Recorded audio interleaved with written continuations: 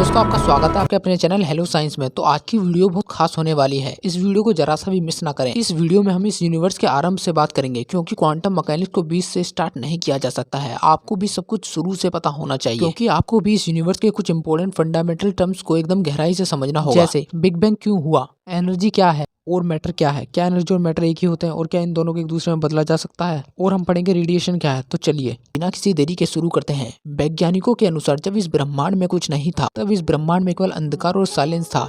Space में एक invisible medium है जो हमें दिखाई नहीं देता है, और उसमें हर वक्त हलचलें बरकरार हैं। फिर एक बार इस स्पेस में उन हलचलों के कारण एक भारी विस्फोट होता है, जिससे उसमें से बहुत सारी एनर्जी निकलती है। यह एनर्जी करोड़ों सालों तक स्पेस में घूमती रहती है, और बहुत समय बाद यह एनर्जी शांत होने लगती है, और उसके बाद कुछ ऐसी चीजों को जन्म देती है जो सबकी कल्पनाओं से परे हो। तो आइए अब आगे समझते हैं। यदि मैं एक वर्ड में कहूँ तो ये हमारा ब्रह्मांड, ये हमारी दुनिया और हमारे चारों देखे जाने वाली सभी चीजें केवल एक चीज से बनी है, वो है एनर्जी, सिर्फ और सिर्फ एनर्जी। आप सोच रहे होंगे फिर जो कुछ हम अपने चारों ओर दिखाई देता है यह सब क्या है। आप बिल्कुल सही सोच रहे हैं, पर यह पूरा सच नहीं है। यह हमारा यूनिवर्स एनर्जी से बना है, और इस एनर्जी के दो फॉर्म होते हैं, one is matter and second is radiation. अब आप सोचेंगे कि हमने इसे क्लासिफाई कैसे किया। आइए पहले रेडिएशन को समझते हैं। What is radiation? रेडिएशन सन से जो लाइट हमें आती है, जो धूप आती है, वो रेडिएशन है। हमारे मोबाइल में जो वेव आती है वो रेडिएशन है, और जब हम हीटर चलाते हैं हमें हीट लगती है, दिस इज रेडिएशन। रेडिएशन का वेव का नेचर होता है, जो चीज रेडिएशन में प्रोपिगेट होती है उसे हमने वेव का नाम दिया। रेडिएशन में मास नहीं होता है, हम इसका वेट कैलकुलेट नहीं कर सकते हैं, इसका कोई शेप हमें नहीं दिखता है, इसका कोई वॉल्यूम हमें नहीं दिखता है, और जैसे हमें दूसरी वस्तुएं दिखती हैं वैसे हमें यह नहीं दिखाई देती है।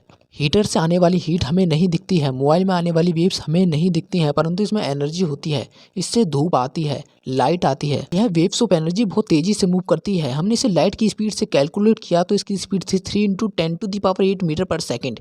इस यूनिवर्स में लाइट की स्पीड से तेज कुछ भी नहीं है। Nothing is faster than light in entire universe, क्योंकि ये हमारा यूनिवर्स केवल एनर्जी से बना है, और कोई भी मास वाली वस्तु लाइट की स्पीड को अप्रोच नहीं कर सकती है। यदि वो ऐसा करती है तो ही will convert it to energy, क्योंकि लाइट की स्पीड से तेज कुछ भी नहीं है, और ये काम केवल रेडिएशन ही कर सकता है। तो चलिए मैटर को समझते हैं। What is matter? मैटर में क्या होता है? यह एनर्जी का दूसरा फॉर्म होता है। मैटर में मास होता है, इसमें ओपेसिटी होती है, इसलिए वो हमें दिखता है। इसका एक शेप होता है, इसका एक विजिबल साइज होता है, इसमें वॉल्यूम होता है, और जब हम इसे फेंकते हैं तो इसमें मोमेंटम होता है। यह किसी भी चीज को हिट कर सकता है। इसके पास मैकेनिकल एनर्जी होती है। यदि हम इसे दूसरे मैटर से हिट करेंगे तो वह मोशन में आ जाएगा। और जो सब हम अपने चारों ओर देखते हैं यह सब मैटर के एग्जाम्पल हैं। क्या ये मैटर और एनर्जी बेसिकली एक ही होते हैं? तो इसका आंसर है यस, यह बिल्कुल एक ही होते हैं। हम एनर्जी को मैटर में और मैटर को एनर्जी में कन्वर्ट कर सकते हैं। आइए इसे एग्जाम्पल से समझते हैं। आपने देखा होगा एक आदमी गली गली बूढ़े के बाल बेचता है, जिसे हम कॉटन कैंडी कहते हैं। इसमें वो शुगर को लेता है, उसे वो घुमाता है और घुमाता है तो उसकी डेंसिटी कम होने लगती है,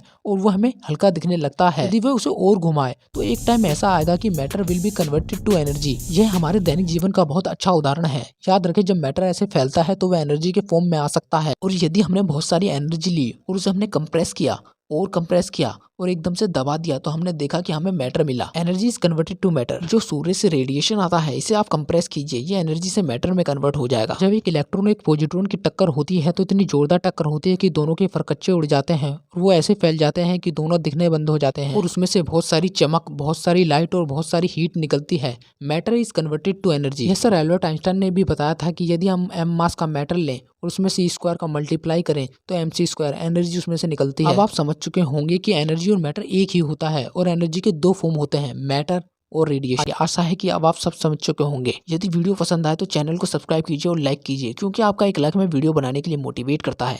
thanks for watching, like and comment.